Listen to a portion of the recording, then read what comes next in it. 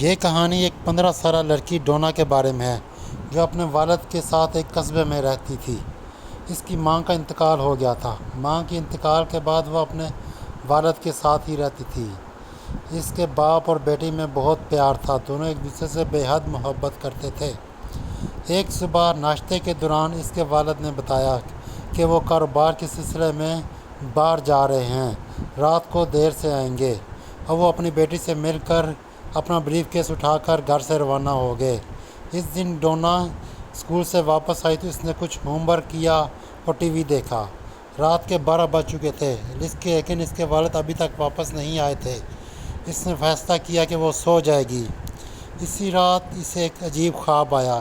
اس نے خود کو ایک مصروف سڑک کے کنارے کھڑا پایا۔ گاڑیاں اور ٹرک بہت تیزی سے گزر رہے تھے۔ سڑک کے پار اسے ایک مانوس سا چہرہ دکھائی دیا۔ وہ اس کے والد کا تھا۔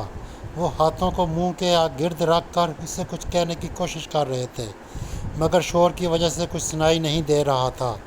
اس نے پوری کوشش کی کہ وہ ان کی آواز سن سکے۔ اس کے والد کی آنکھوں میں دکھ اور خوف تھا۔ وہ اس سے کچھ کہنا چاہتے تھے۔ بڑی مشکل سے الفاظ سنائی دیے، دروازہ مت کھولنا، دروازہ مت کھولنا۔ اچانک ڈونا کی آنکھ کھل گئی۔ وہ کسی عجیب سی دستک سے جاگی۔ اس کے گھر کے دروازے پر دستک ہو رہی تھی، اور پھر نیچے سے گھر میں گھنٹی کی آوازیں بجنے لگی۔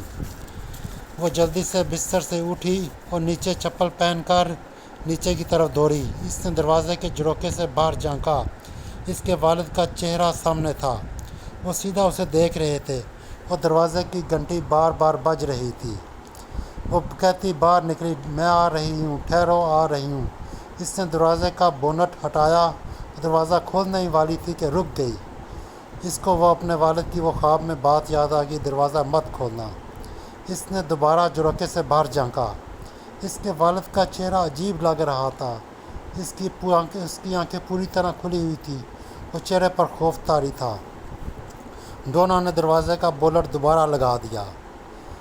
ابو، کیا آپ اپنی چابیاں بھول گئے ہیں؟ ڈونا نے اونچی آواز میں پوچھا، لیکن اس کے والد نے کوئی جواب نہ دیا۔ اس کے گھر کے دروازے کی گھنٹی بار بار بج رہی تھی۔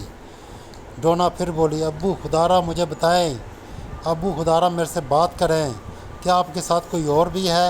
آپ جواب کیوں نہیں دے رہے؟ لیکن دروازے کی گھنٹی بار بار بج رہی تھی، لیکن اس کے والد نے کوئی جواب نہیں دیا۔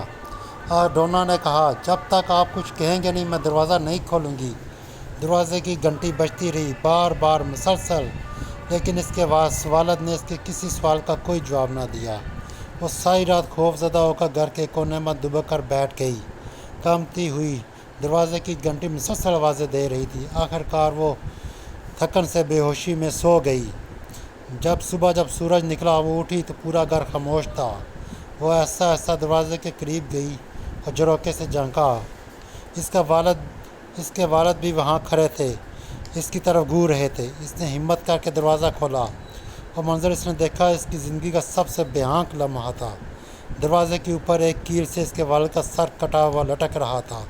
دروازے گھنٹی پر ایک نوٹ چسپاں تھا جس پر کانپتی ہوئی تحریر میں لکھا تھا، سمجھدار لڑکی۔